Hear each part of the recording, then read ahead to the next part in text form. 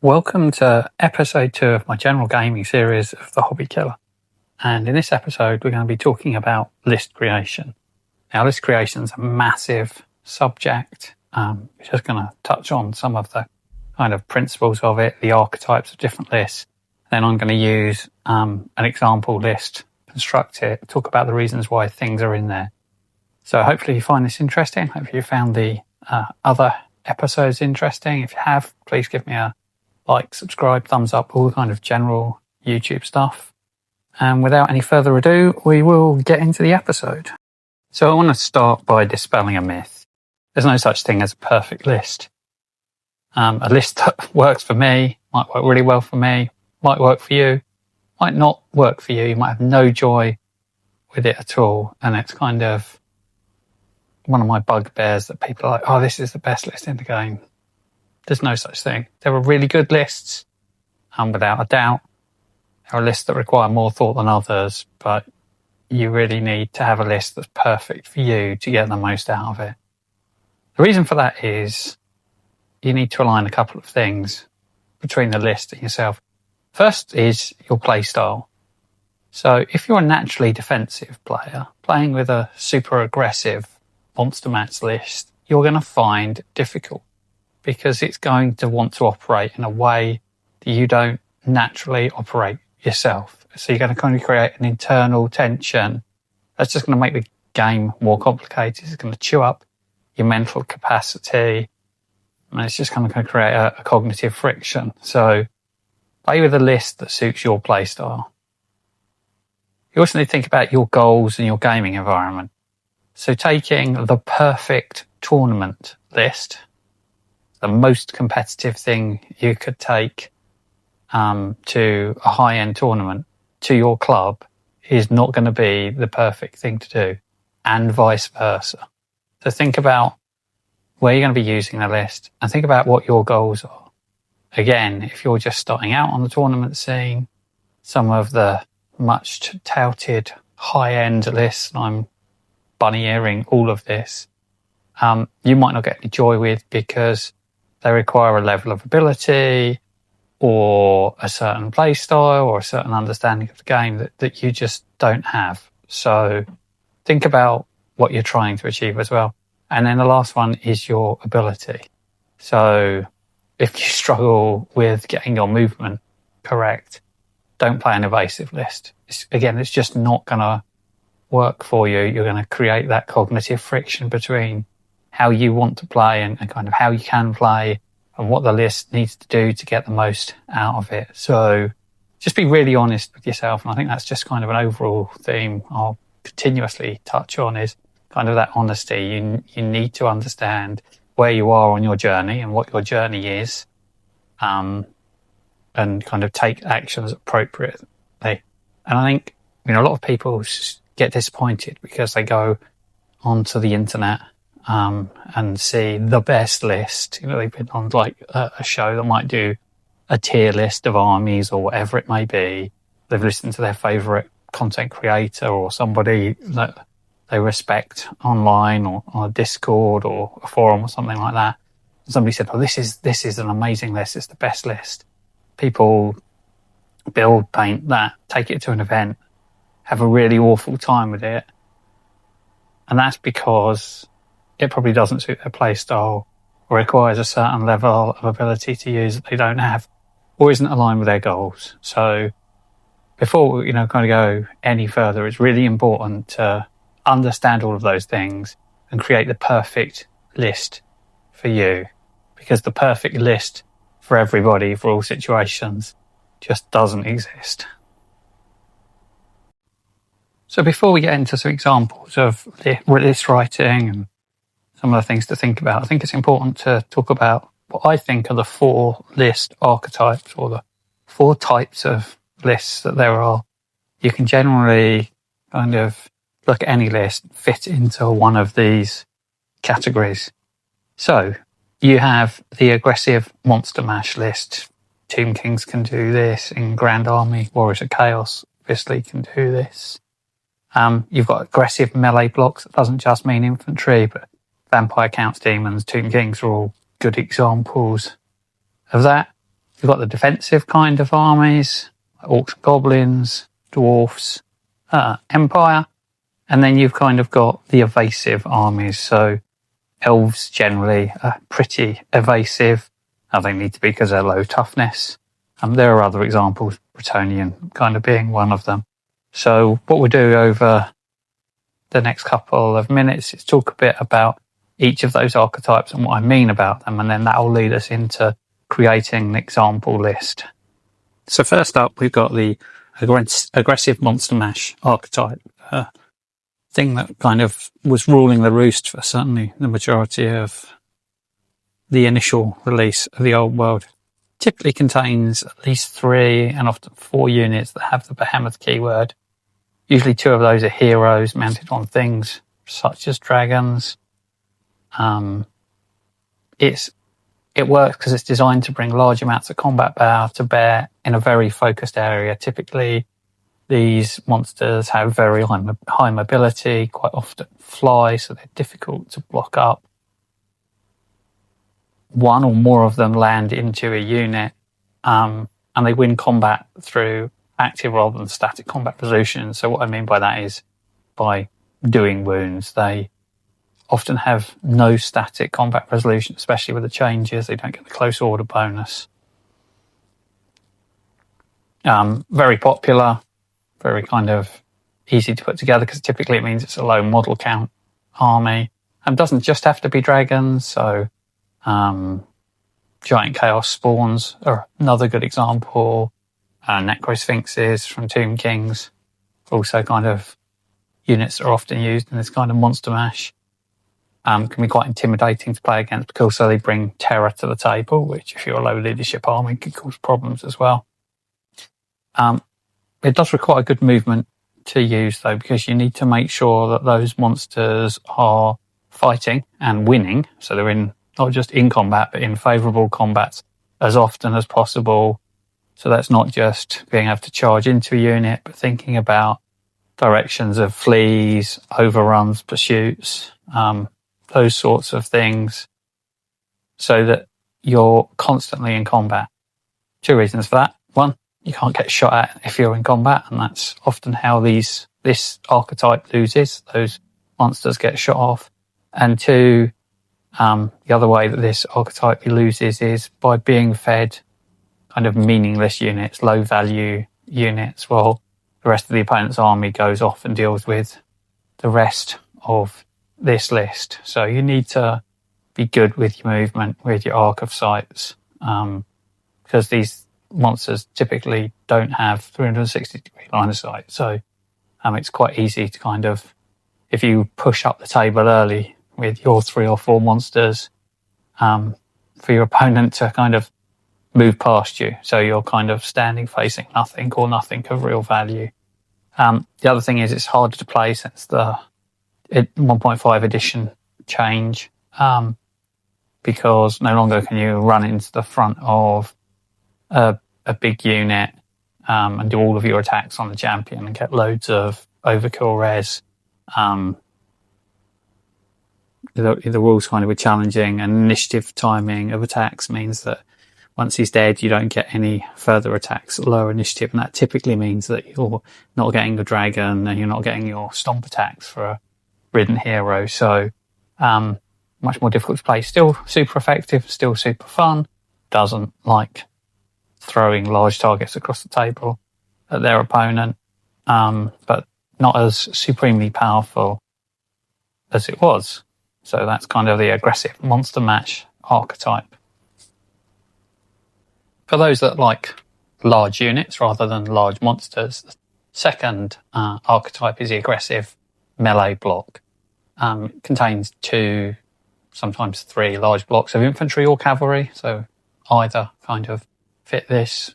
Can be a mixture of infantry and cavalry, and typically 1 character on a large mount. So the kind of the multiple monsters you saw in the previous archetype, this is much more focused on the units rather than the characters to do all the damage. It's typically designed to grind down an opponent. Also, it's make it hard to score points from. So if you hear kind of the term Death Star, it's typically going to be some aggressive melee block archetype list where you have one super powerful unit. So it might be a unit of Tomb Guard that have lots and lots of characters in there. So very difficult to go in, get any points out of, can be raised. Undead kind of do this list particularly well. They win combat through a mixture of static and active combat resolution. So, you can typically looking at a unit that's got close order, outnumber, a couple of ranks, banner, a war banner, a battle standard in there, and then the ability to do a reasonable amount of damage as well. It does require good movement, kind of pre-positioning, because those blocks aren't quick. They want to be in favourable combat. This type of list also really likes kind of the tank and flank opportunities. So what I mean by that is they'll present you a unit for you to charge that you're never going to go through in one round of combat. You'll go in, get stuck. That's kind of the AMFL or the tank unit. And then a more powerful combat unit will hit you in the side, will bring with it a lot of static combat res, which is already going to make it very hard for you to win the combat, and then it will do damage to you. So that kind of rank and flank, tank and flank strategy is kind of really epitomised by this list. And quite often if you're playing this type of list, if you're being offered a charge that looks too good to be true, it generally is. You're not going to go through that unit in a turn, and you're going to get flanked, or you're going to be in a position where your opponent wants you to be. So kind of watch out for that. Very kind of classic play style. It's easier to play since we've had the 1.5 edition changes, kind of getting that additional static combat resolution and the aggressive monster mash monsters kind of losing that static combat resolution. So, the losing of close order, the addition of the outnumber bonus, all has a big difference. Also, the ability to fight in multiple ranks is good. This is quite often the archetype that people start with. It's, generally looks pretty good on the table, is pretty good to get, pretty easy to get into. Generally pretty good across most editions. Did struggle early on in this edition, but now with some of the changes, definitely a very solid choice, especially if you pick the right army to do it with. Now we come to the defensive archetype. So this typically contains multiple war machines or shooting units supported by blocks of infantry, kind of light middleweight combat characters, or supporting characters. You could also call it kind of the combined arms archetype. It's really designed to inflict damage at range whilst the opponent moves across the table, to the point that they're degraded so that they can't penetrate the infantry screen that's defending those war machines, missile units. Can be mages. It does require very good deployment because it's not generally very quick to move around, and good target prioritization. So what I mean by that is, if you've got 3 cannons and 3 monsters charging at you, don't shoot 1 cannon at each monster. Shoot something until it's dead. The most important thing, the most problematic thing first, then move on to the next one. Quite often when you see these lists not doing well, it's because of deployment issues and or target prioritization issues hampering their effectiveness. You need to use the whole army together. So sometimes the trap that people fall into with an army like this, let's take the dwarfs as an example, is they focus on only shooting their war machines. They don't think about the positioning of those infantry blocks that are acting as a screen. That means when the inevitable happens that those infantry blocks are contacted, they could be in a suboptimal position, or potentially your opponent can go around to them and get to the war machines. So it's harder to use than it initially appears. The other thing is it can struggle in objective play. Again, thinking about dwarfs, low movement, it's hard for them to get to objectives. But even with higher movement, you typically don't want to move forward because then you're exposing those war machines, shooting units, majors, whatever it may be, that's kind of the focus of this list, to being tagged into combat. And lastly, we have my personal favourite for the evasive archetype. So this is typically comprised of lots of small missile-armed or light combat units, sometimes referred to as MSU or multiple small units. So if you hear people using that term, that's generally what they mean. It doesn't want to have a straight-up fight. It's designed to swarm specific elements of its opponent's army one at a time, so it kind of pick things off and then kind of work along a line. It requires excellent movement to use effectively. Typically, if any of these things get caught, they're dead. And if they're not in the right position to maximise their output every turn, again, you're not going to get the most out of it. There's very little static combat res in evasive archetype, quite often none. Because you want to keep the cost of each unit as small as possible, because inevitably you are going to need to use some of them as bait, so therefore they'll get killed.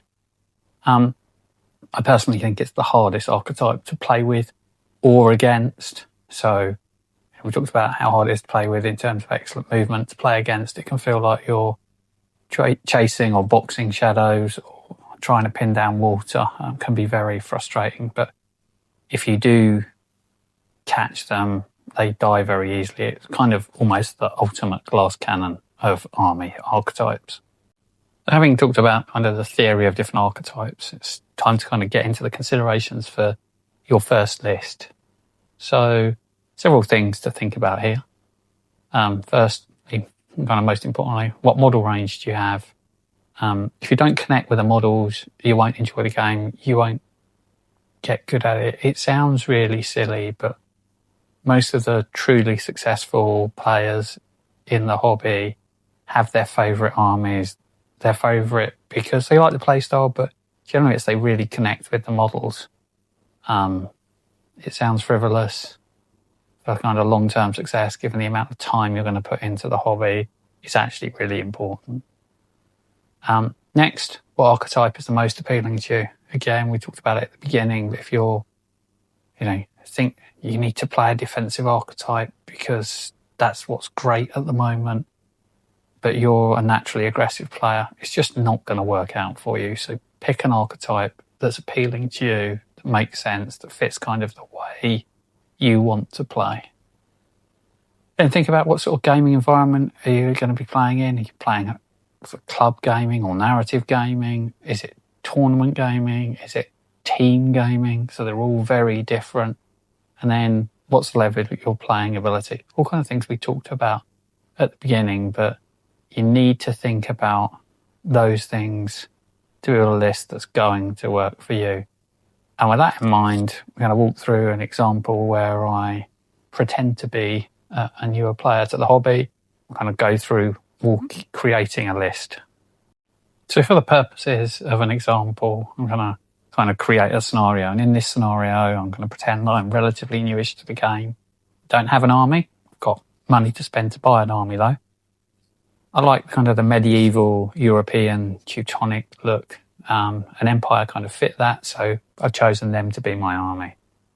I've then kind of gone off and read the Arcane Journal, looked at the Army of Infamies, kind of reviewed the 4 army archetypes, and I've decided that the defensive army sounds like a good place for me to start, and is interesting. And I also like the sounds of the Grand Army. I want kind of a bit of everything. I want to play at a reasonably competitive club, and I plan on attending events. So they're kind of my input criterion to selecting lists. And this is really important, kind of writing this down just in a few sentences. It's going to help you have a frame of reference to come back to as you kind of work through creating a list, saying, am I meeting these criterion? If you're not, something's wrong. Either your criterion have changed, which is fine, but you need to revalidate all your choices against it, or you've gone off scope and you're now building a list that doesn't meet your criterion.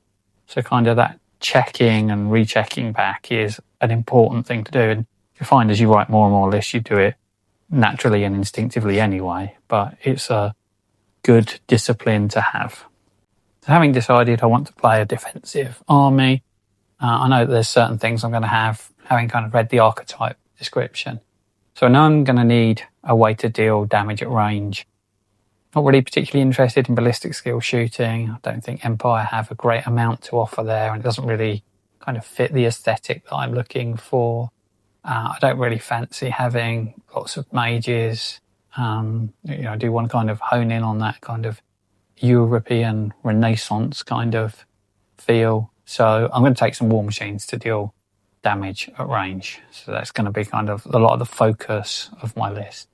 Then I'm going to need some infantry blocks to act as a defensive screen for my war machines. So that's kind of protecting my investment that I have there. Then obviously I'm going to need some heroes to lead my army. Then I'm going to see kind of what free points I've got after that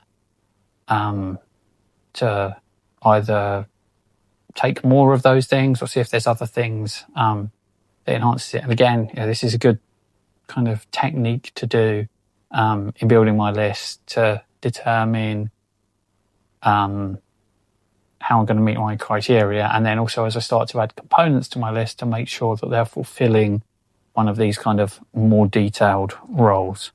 It sounds a bit artificial, but we often, when we do this, if we don't check back, we go off scope and then we end up with suboptimal choices in our lists. So as I said, I've decided I want war machines for my range damage. So we're going to start there. They're going to be the focus of my army.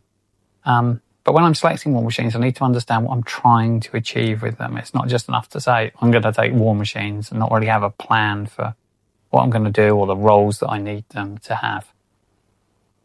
So, I've read battle reports, I've kind of looked online. I can see that dragons, big monsters are still a big thing. It's obviously an entire archetype of monster mash. So I need to have a plan to deal with them. So Empire are great. They've got great cannons. And so I'm going to include some of those. And I can take up to 3 of them.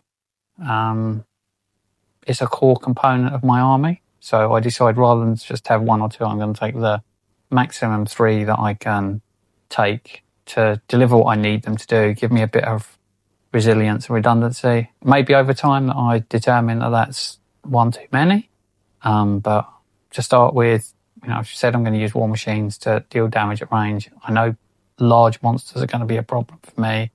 So that's what I'm going to go for. It's also good, for other situations, potentially shooting at other war machines or things like that.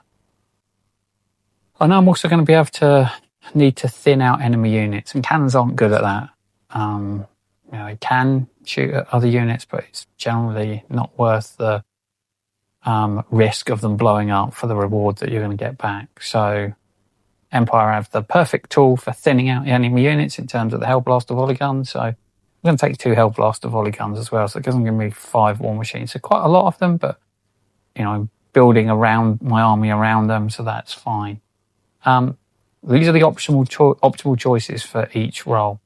I could have taken a mortar, but a mortar is neither as good as a cannon at killing large targets or arguably a Hellblaster volley gun at dealing with blocks of infantry. So I've taken the 2 specialised options as the core, and now I'm going to talk about other things that I put in to help either protect war machines or enhance them. So I've decided I want war machines. I've picked my war machines. The one thing about war machines is they're pretty static and they're easy to kill in combat. So now I need to think about having some infantry blocks or an infantry screen to protect those war machines. Now, because I've spent a lot of points on war machines, I'm not going to invest in particularly combat-focused infantry blocks. Their job is really not to die, to hold that screen, to pin enemy units down, rather than be out-and-out damage dealers. So I'm going to focus on options that are cheap, that I can have in core, so I can get a decent number of bodies, and ideally if they can have a good save, that's great. Thankfully Empire have the perfect ladies and gentlemen for the job in terms of Empire State Troops. So they seem like the perfect option. So kind of knowing I've got about 500 points I have to spend, I'm looking at how I can fill this out. I know I've got 5 war machines, so they're going to cover quite a lot at the table. So I'm going to need a decent set of infantry screens. They could be cavalry screens, but obviously you've got less bodies, and the temptation with cavalry screens is, because they can move quick, is to charge them off. And really, I just need something to sit and look after those precious war machines. So a unit of 28 state troops with hand, weapon and shield allows me to deploy them 7 wide, 4 deep. They've got the horde rule, so I'm going to get the 3 ranks bonus to start with. So that's nice and solid. I'm going to take full command on them all. The champion's there for challenges, the standard bearer for static combat resolution, and then the musician kind of for that tiebreaker if we do get into combat. So that's really great. Those 3, each unit there's about 150 points, 160 points, something like that. It's not particularly expensive. It's allowed me to put nearly 90 bodies on the table to act as a screen, so it's going to look quite good as well in front of those war machines. And it's building on that core concept that we started with as a defensive army, built the war machines. How do we protect that investment? Also, these are objective scoring units, so I should be able to score objectives close to my side of the table while still fulfilling that defensive infantry screen role. So the last of those 3 elements that I identified I needed some heroes. You have to take at least 1 hero to lead your army, to be the general. But I've decided that I really want to focus on taking heroes that are going to enhance what I've already got and allow me to allow those things to function more effectively. So they're going to be supporting heroes. So I'm going to focus on choices and magic items that amplify their effect and keep them alive longer. I won't be looking at magic weapons as a result of this. I'm not looking to have a big fighty monster. Not that Empire can really do it, but a fighty hero that's going to provide me lots of active combat resolution. That's not what I need. I need heroes that are going to allow my defensive infantry screen and war machines to stay in the game as long as possible, avoiding panic, terror tests, making break tests as reliable as possible. So to that end, I'm going to take a General of the Empire as my general. He's got a leadership of 10, gives me a great anchor with a decent command range to get most things within it to benefit from that leadership 10. I'm just going to give him full plate armour, a shield and a jade cloak. It's going to give him 3+ save in combat and a 5+ ward. He's just going to have a hand weapon. Not really ever going to kill anything. He's just going to not die. So that's his job. And then secondly, to kind of back him up, I'm going to take a captain of the Empire to be my battle stand bearer. He's going to carry the Imperial banner, so that gives me the ability to roll failed panic, terror and fear tests on 3d6. So just makes it less likely for me to fail them. He's also going to have full plate armour, a shield and a talisman of protection. So again, he's got a 3-up save, a 5-up ward save. Again, no magic weapon. Again, very unlikely to kill anything in combat. But they're just there to tank damage if they need to, not die, provide that kind of leadership 10, aura with rerolls, or rolling on 3d6, which kind of makes it about as reliable as I can be in terms of nothing running off when I don't want it to. And what I really don't want is a failed terror test that exposes my war machines on the first charge from an enemy monster. That's not good.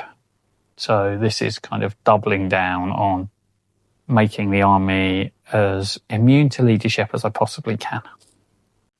So now's a good time to just check where I am, both in terms of points, to make sure I'm aligned with kind of the components and the elements that I said at the beginning I needed. So I've spent 1,460 points of my 2,000 points on things I need. I've got 5 war machines. I've got 3 of them cannons for dealing with large targets.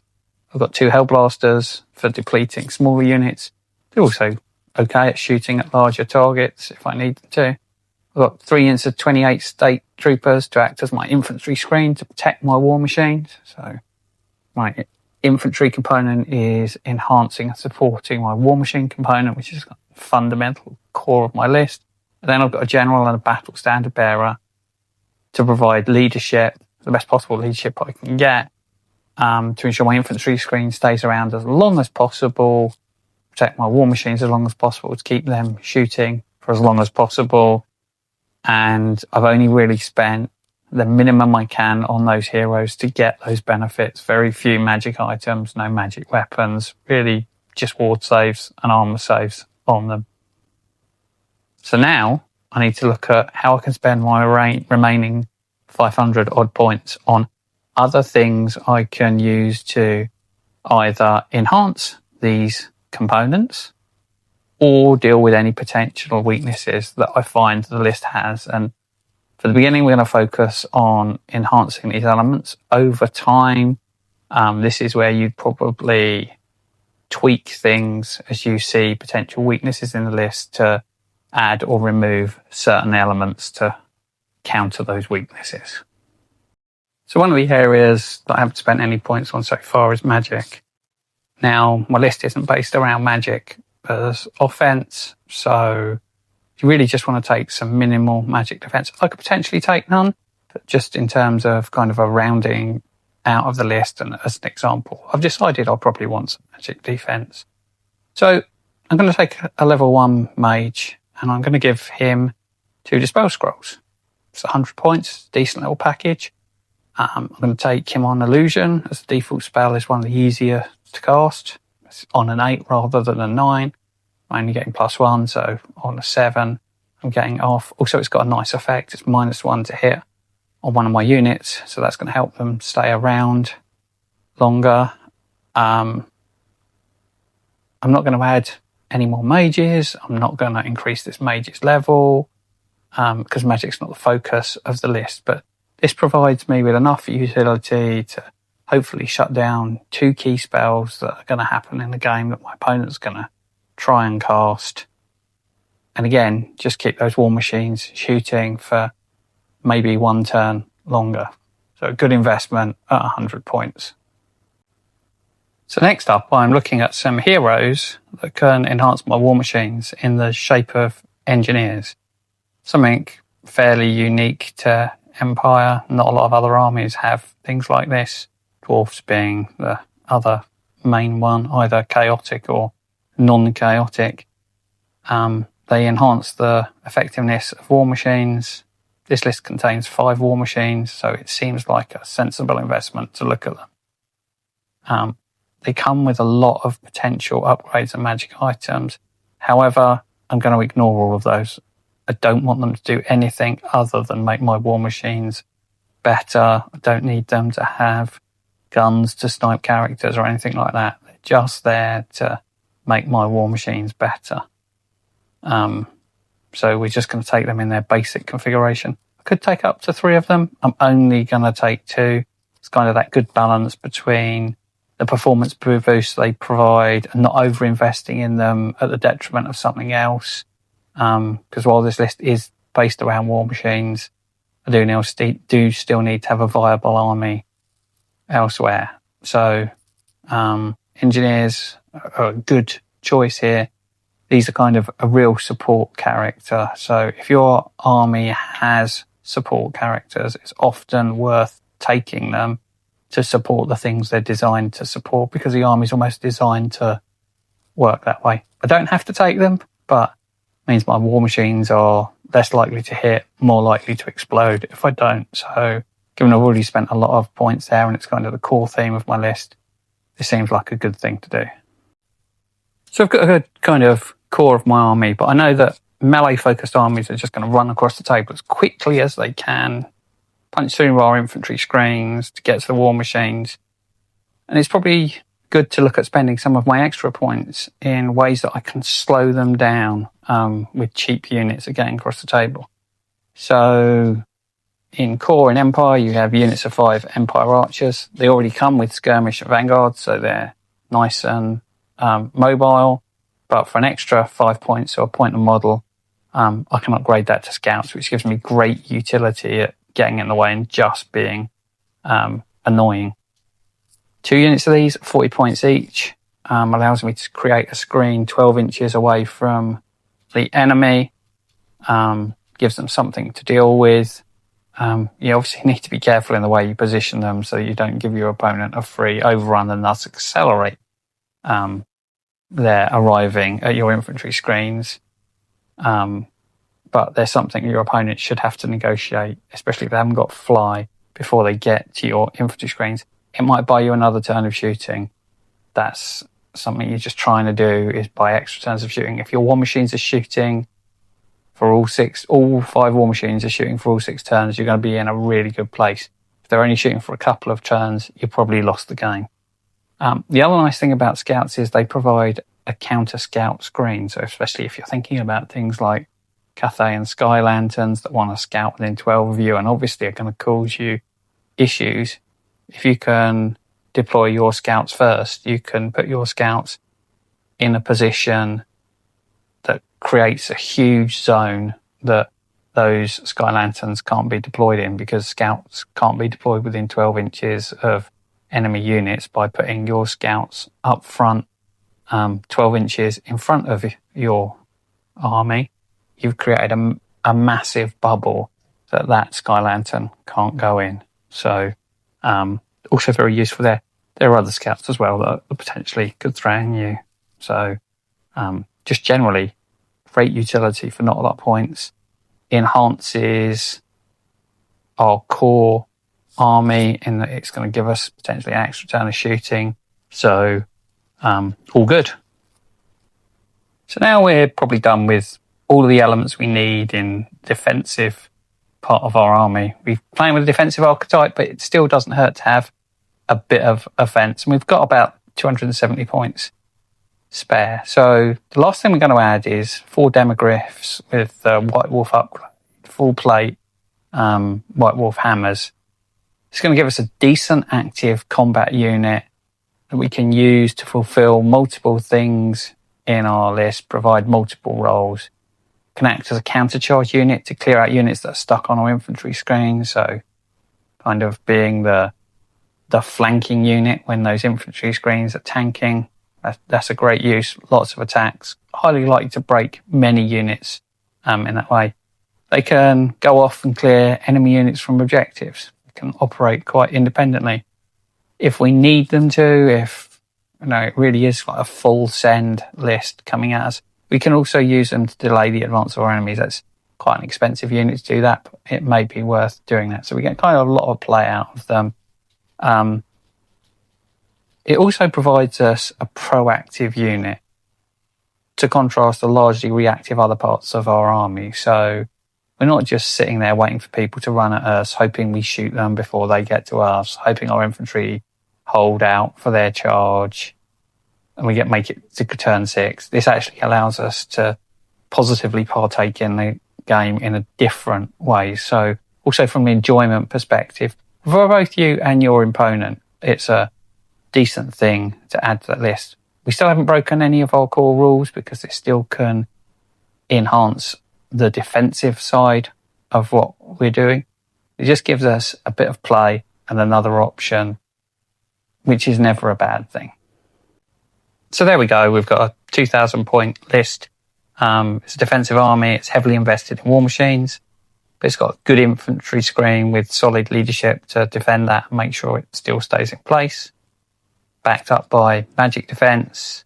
It's got some skirmishing elements. It's got an active combat element in the demigryphs to interfere with our opponent's plans. And it, most importantly, only contains elements that support the core design of our army and its core focus. They're kinds of defensive, going to do damage on the way in, going to screen my war machines, going to keep them shooting, ideally for 6 turns if I can, but as many as possible. We didn't suddenly slip along the way and start adding level 4 mages or multiple combat units or giving our heroes magic weapons when their job is not to kill things. So that's really important. Again, I talked about it at the beginning.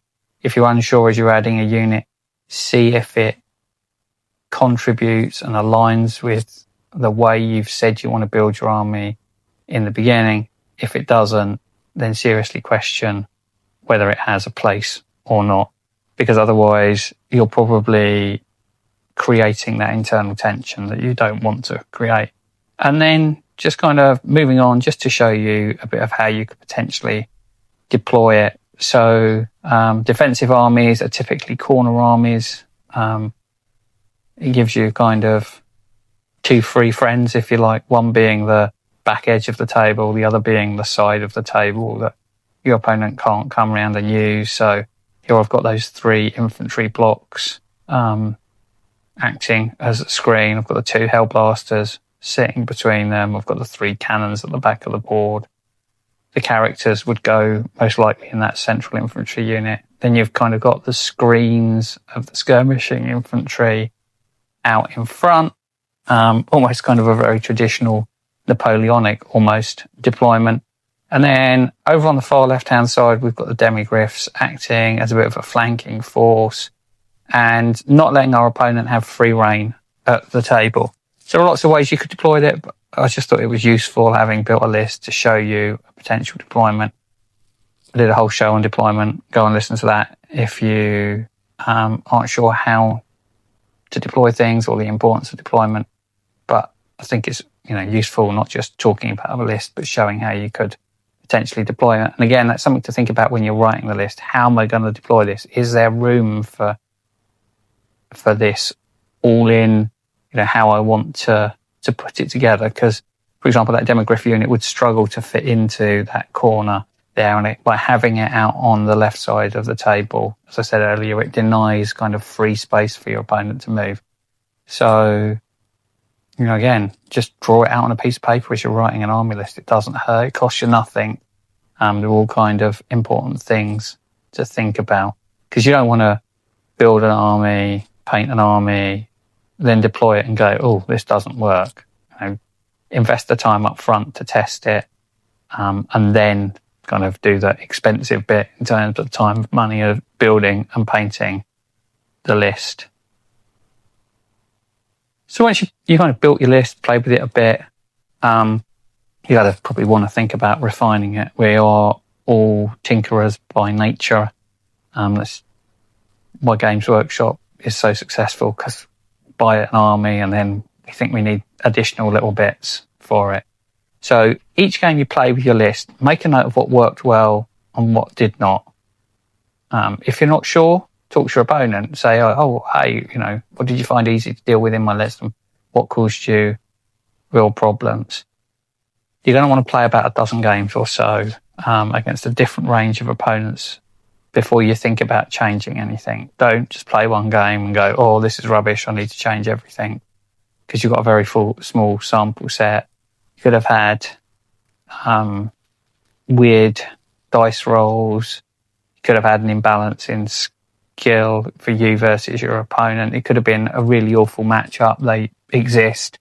So, take some time, be deliberate, and review those notes after about a dozen games, and see if there's a recurring theme in those notes. So as an example, using this list, it might be that you're finding there's just not enough things for your cannons to shoot at. You've killed everything that the cannons are good at killing by turn 3. That probably means that you don't need 3 cannons. You'll probably go down to 2 and invest the points in something else. Maybe some ballistic skill shooting, maybe a mortar, because you're facing large blocks of infantry. But whatever you do, kind of reiterate that cycle. Go off and play a dozen games again before you tweak your list. Otherwise, you're just going to be in a never-ending circle of list changing. You won't really know what works well, and you'll constantly be painting models, and it'll be frustrating. So, just kind of some final tips. Pick something you love, and accept that you'll lose games before you start winning them as you learn the list. It's just a fact of life. And sometimes losing a game is more valuable in terms of learning than winning a game. Pick an archetype. Only include things that reinforce that. So if you're taking a monster mash, I wouldn't expect to see lots of war machines. If you're taking defensive list, I wouldn't expect to see lots of monsters. If you're playing evasion, I wouldn't expect to see a large block of troops. Don't try and create a Swiss Army knife. It'll be mediocre at everything. It'll be super frustrating. You won't have a good time.